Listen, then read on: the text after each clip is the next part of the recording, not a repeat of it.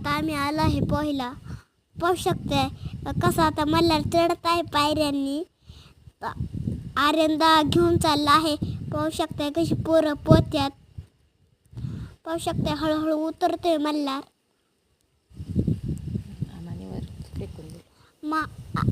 तर आमचा माझ्या मामा आहे त्याने मला आधी फेकून दिलं. तर पाहू शकते तरी मी पोहत होतं. मला पोहता येतंय. मी खूप घाबरलो.